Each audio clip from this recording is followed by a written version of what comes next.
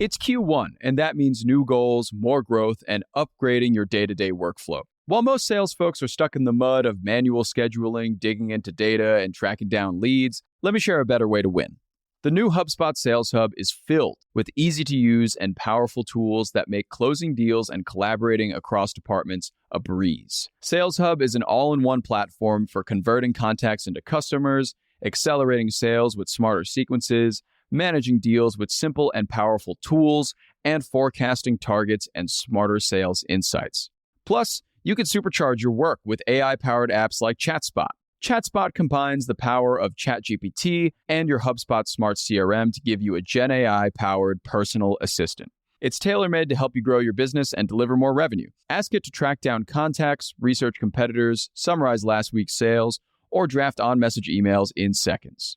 Sales Hub is focused on helping you work smarter, not harder, so you can get after all those other New Year's goals. Close more deals and get on track for your best Q1 yet. Explore the new HubSpot Sales Hub and AI tools like ChatSpot at HubSpot.com/sales. All right, good morning, everyone. It's Tuesday, January 9th. I'm Jon Weigell here with Rob Litterst, and this is the Hustle Daily Show.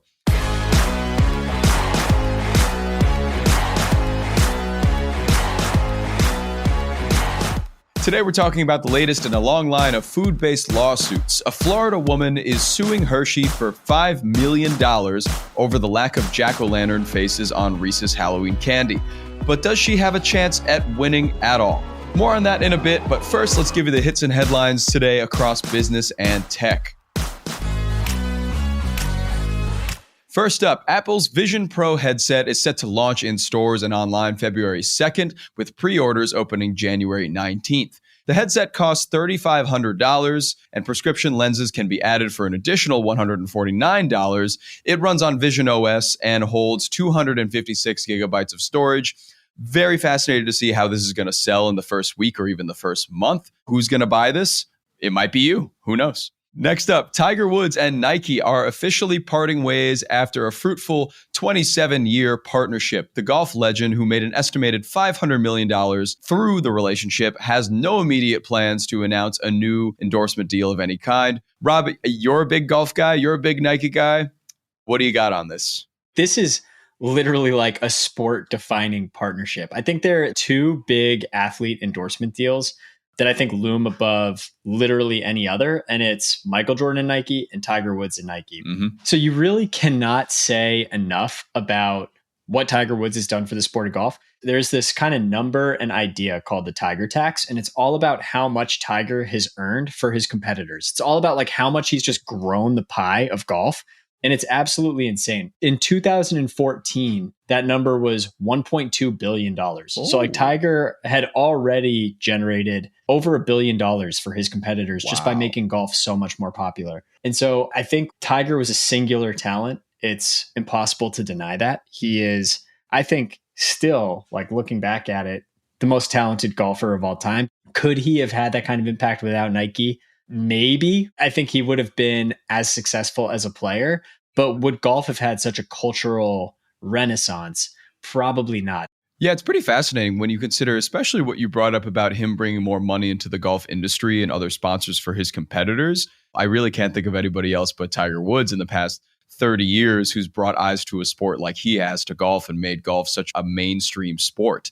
This is a really, really cool story today to mark 27 years of a great partnership. And it's almost sad to see how it ends. And is there going to be somebody that pushes the envelope like he did in his heyday? That remains to be seen. It's going to be tough to match Tiger in his popularity. He brought diversity into the sport of golf. And, you know, I think he just made it so that more people were interested in golf all the way around. Golf has definitely grown. They're getting more viewership, and that trend has continued. But when Tiger's actually in the playing field, it's on a completely different level. Yes. Lots of car news today. First up, Waymo will test its autonomous taxis on Phoenix highways this month.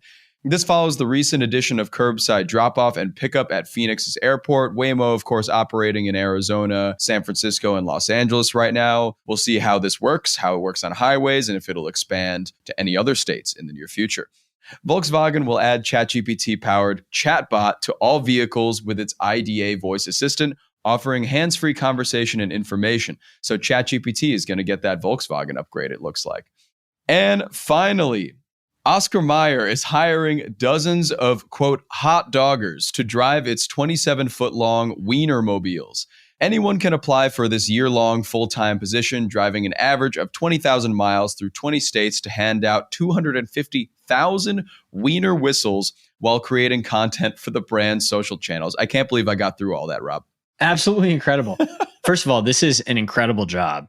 I don't even care what the base salary is. Like, it's just an amazing job. Like, you're driving around the Wienermobiles. What a job. What is the base salary? Did you have the chance to unpack some of the benefits here? Yes. So I did a little research on this. It looks like Oscar Meyer is giving a $35,600 base salary. Okay. And a weekly allowance of $150 for meals and personal travel. And that's coupled with 18 days of PTO, a full health benefits package, and 100% of hotel expenses covered. Not bad, I guess. The base salary seems a little low, but $150 a week for meals, that's like $20 a day. Where do they want you to eat?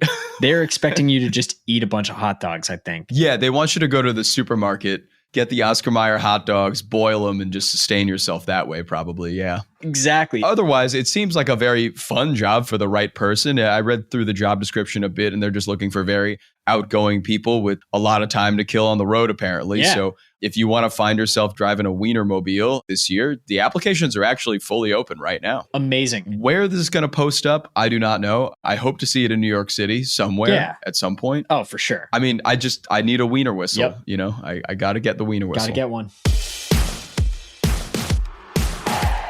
All right, and today's big story focuses on the lack of jack-o'-lantern faces on Reese's Halloween candy. A Florida woman is looking to get $5 million for this alleged false advertising. But Rob, what are the details of this face case? Yeah, so this Florida woman, her name is Cynthia Kelly. She's suing the Hershey company over Reese's peanut butter pumpkins. Her attorney, Anthony Russo, which, mind you, is also involved in a lawsuit claiming Burger King advertises that its burgers are larger than they are. He claims that this is a number meant to prove a point. So the thing with this lawsuit, the packaging makes it look like each individually wrapped candy has a jack-o'-lantern face etched on it, allowing the peanut butter filling to peek through. In reality, the pumpkins, ghosts, bats, and other Halloween treats are vaguely shaped blogs with no face to be seen. So this is literally a $5 million lawsuit over whether or not a Reese's has a face.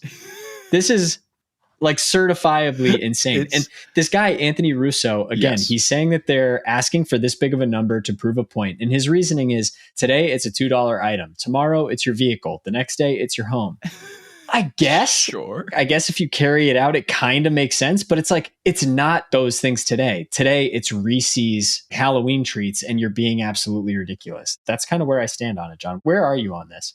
You know, I'm kind of in a very similar space as you. I think that there is a small injustice here of, you know, that false advertising of, you know, you want your pumpkin face, you want your jack-o'-lantern face on the pumpkin that you're eating. Sure, I can understand a very small smidge of disappointment. But to start a lawsuit for $5 million over it is kind of extreme.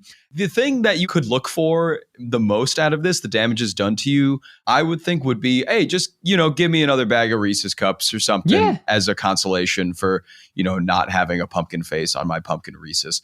Otherwise, it's ridiculous. Anthony Russo, the lawyer, makes it sound like it's some big statement. And sure, it's a little disappointing, but nothing beyond that, really. Not worth $5 million.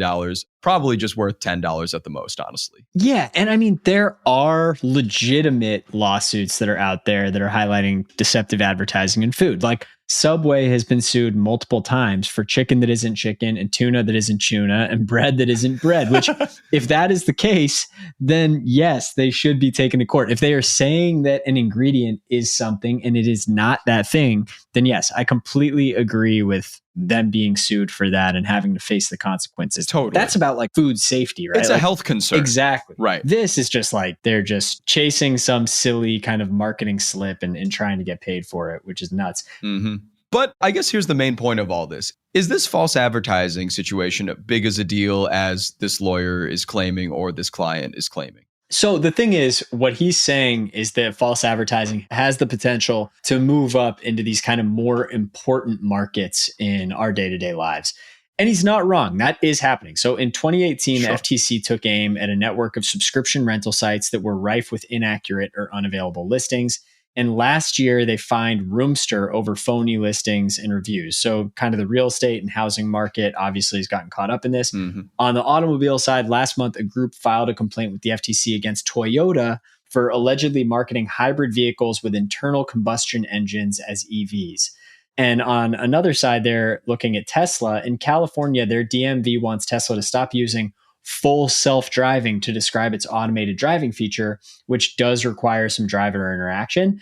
I totally understand all of these suits and think that they are warranted and make sense. I just think these lawsuits that are frivolous and about whether or not the packaging of a piece of candy looks exactly like the candy are just insane. It's absurd. Yeah. It's not hurting anybody. It's like at the end of the day, like, what are we talking about here? It's definitely not worth $5 million. And we know a lot of food companies like to stretch to the truth a lot. Exactly. If you ever watch a McDonald's ad, a Burger King ad, obviously the burgers look better in the ad than they look in person. Obviously they look better in the pictures than they look in person. But you got to chalk it up to a little false advertising, but that's just the human experience. Yeah, I think you're just going through the motions. Yeah, I mean, I'm pretty sure you could sue every single fast food company for the exact same thing, right? You probably could. All of them, they're advertising their burgers look incredible. And then you get the thing and it's like this little flat patty. Yeah. In this case, it just seems like quite a lot. Exactly.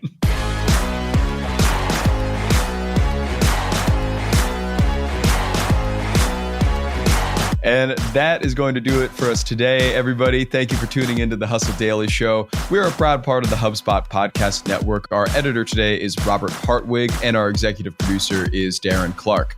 We've got a lot more tech and business coverage in our newsletter. If you're not subscribed, go and get yourself signed up at thehustle.co/email. And we'll see you tomorrow, everybody.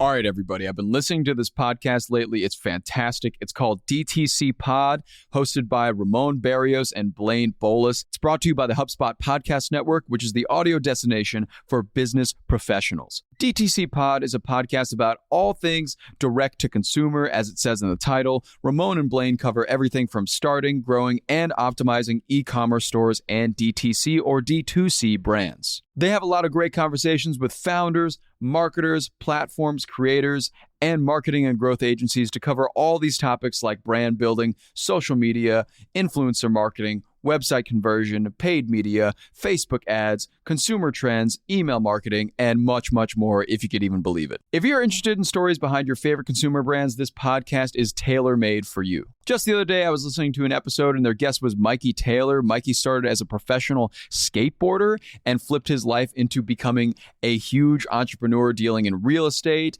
owning his own brewing company, and also owning a skateboard company called Sovereign Skateboards. This guy really flipped his life into something insane, and it's so cool to listen to how he did it every single step of the way. Definitely go check that episode out. It's really, really inspiring. And you can listen to DTC Pod wherever you get your podcasts.